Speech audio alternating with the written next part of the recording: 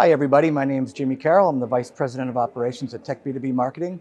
We are here at the A3 Business Forum 2023 in Orlando on the set of the Manufacturing Matters podcast. And I have the privilege of being joined by Markus Tarin. Markus, thanks so much for taking the time today. Yeah, thanks for having me. I appreciate it. Sure, yeah. So Markus, MoviTHERM is both an integrator and a distributor. Do I have that right? Could you maybe dive into what you do there and what your company does? Yeah, absolutely. So MoviTHERM stands for Motion Vision Thermography. We specialize in thermal imaging solutions.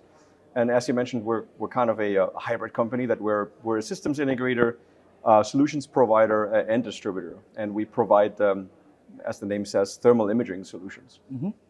So that means both, I'm assuming, traditional and non-traditional machine vision applications. Is that the case? Yes, I would say so.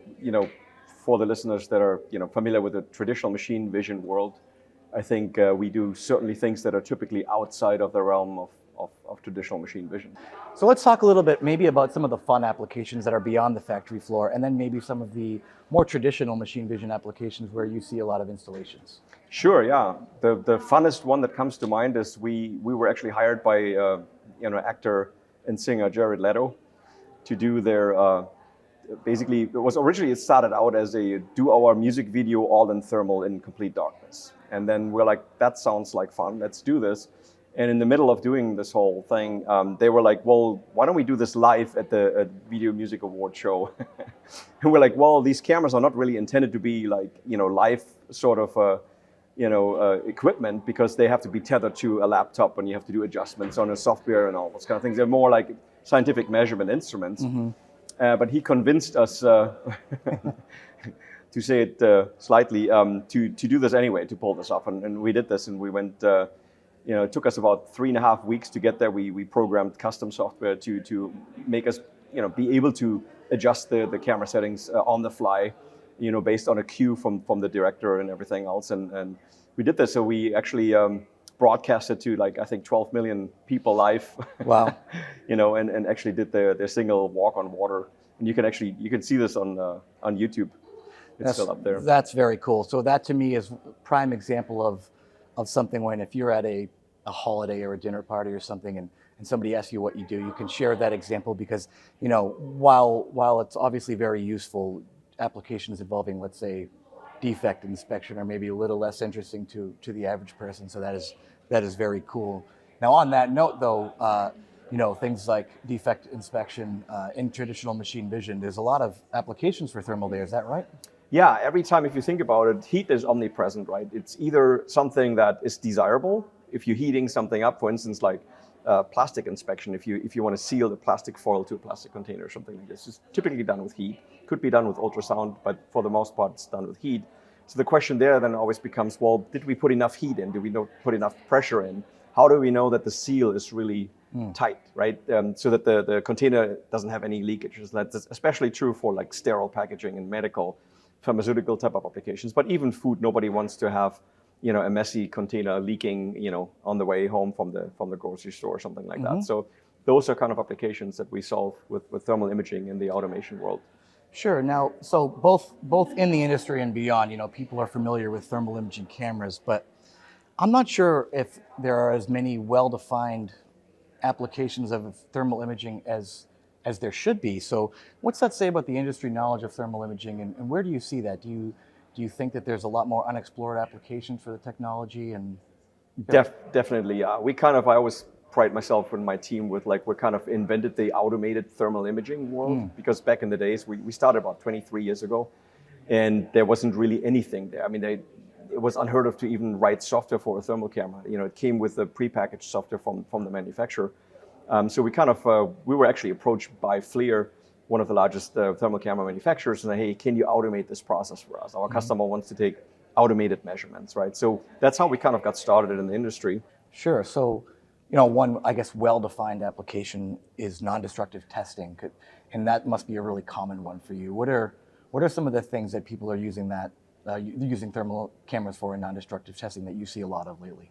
Yeah, so we're primarily operating there in the aerospace defense sort of, and also commercial aerospace world. With the onset of new materials such as carbon composites and those kind of things, the question there is, Are there any defects? Are there any delaminations, foreign objects or something inside the material? And that's actually what's really special about thermal imaging. We have the ability to quote unquote see into the material below the surface. No other machine vision application can typically claim being able to see inside something, maybe with the exception of X-rays or something. Sure. But that's why we call it often also thermal X-ray, because we can actually see by calculation, we can see what's happening inside the material. So if there's a delamination, a heat wave propagates into the material, comes back to the surface, and by the disturbance on the surface of that heat signature, we can back calculate what happened inside the material. In a very brief nutshell. I know it's fairly complex, but it's sure. No worries. What are some other ways that thermal imaging cameras can augment existing, traditional visible light machine vision systems? So yeah, I mean, the obvious candidates are anytime you need to see heat, right? That's one of those things. But there's also wavelength specific situations where if you needed to see through a container, for instance, right? So there are certain plastics that have transparency in certain wavelengths of thermal or short wave, mid wave, long wave, infrared. We can see things like this. We can also do optical gas imaging. We can make gases visible, which is phenomenal, right? So if you wanted to look for like a gas leak or something like this, we actually did a documentary with a company making CO2 gas visible and in terms of greenhouse gases to actually show people. Everybody talks about it, but if you can actually see an exhausting CO2, you can actually visualize and much better understand what that means, right? So it's very interesting and also probably very horrifying. Yeah. Among the different, let's say, hot topics over the last few years, IoT is one of those that I think that ranks up there for a lot of people. And I believe that you recently introduced an IoT platform. Right. Want to talk a little bit about that and how that works within the landscape of thermal imaging? Yeah, so this really came out of an evolutionary sort of a need. We used to do the traditional approach of programming the software, putting it up on a PC, deploying the PC and all those kind of things. And there was the same development cycle always repeating itself, and it added a lot of cost to it. And it wasn't very scalable because one customer needed 2 cameras, the other one needed 15. So it's very difficult to structure that way. So we decided to invest into a cloud platform, an IoT platform, and put all the software functionality for thermal imaging up there. And now we have developed an intelligent gateway that basically talks to all the cameras locally on the factory floor and provides real-time monitoring capability on the factory floor, while the cloud provides notification capabilities and situational awareness. And it lets us basically scale any sort of application rapidly and deploy. I mean, within days we can deploy multi-camera applications around the world and give people the visibility. Markus, I meant to ask it a few minutes ago, but what are some of the bands that you operate in typically? Yeah, so wave bands, I'm assuming, yes, is what you're talking about. So we cover the short wave infrared, mid wave, and long wave. Short wave is kind of from 0.9 microns to like 1.7. And then we go into the mid wave is typically 3 to 5 microns. And then we have the long wave like 7 to 14 microns. Markus, in terms of advancements in thermal imaging over the past couple of years, both in systems, whether application specific or otherwise, or in products, what are you most excited about?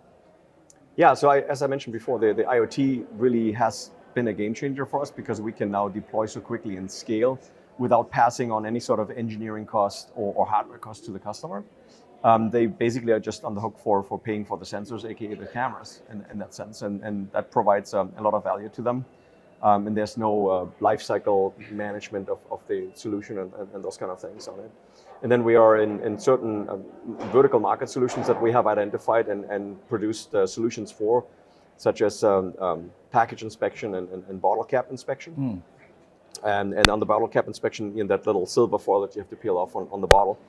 And the way that's being put together is the silver foil is inside the cap is being capped on, and then the bottle runs underneath an inductive sealer. And then it heats up the aluminum foil, and the pressure of the cap seals it against the mouth of the bottle.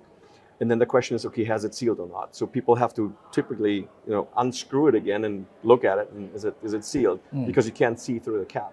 Well, the thermal imaging camera allows us to do that. We can see the heat signature of that seal, and now we can determine in real time, in full production, whether that seal was put on properly. So it's a huge value add, for quality inspection. Sure, yeah. Well, you're a very patient man for peeling it off. Usually I have to stab it with something. Yeah, or that. Markus, what else? What else haven't I asked about that you're excited about for the industry for this year, the next couple of years going forward? Right. So we always feel a little bit lonely because I say that because we're such an outsider. It feels like to the traditional machine vision world, which I actually come from. I've done a lot of 2D imaging applications and 3D and everything else, and we decided to really go into thermal because we really see such a huge potential still there, and not a whole lot of solutions out there. There's so many applications where we're in condition monitoring, machine condition monitoring, seeing heat.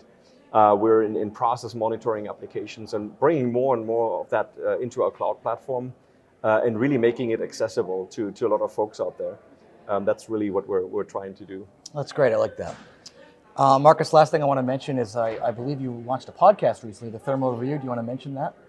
Yeah, we have actually just recorded episode 9, the Thermal Review, and you can see that on all the major platforms such as Spotify. You can see the video version on our YouTube channel at youtube.com/MoviTHERM and all the iTunes and all those big things. And we're super excited. It's fully educational, so if anybody wants to tune in and learn more about thermal imaging, that's really what this is about. We're trying to educate it out there and boil it down to hopefully that everybody can understand. I mean, sometimes we geek out on things. But the hope is really to create more awareness out there and explain to folks what this technology can and cannot do. Well, that's great. I would encourage everybody to go ahead and check that out. And thanks for joining us today. Markus, thanks so much for taking the time. I really appreciate it. Yeah, thanks for having me. Appreciate it too.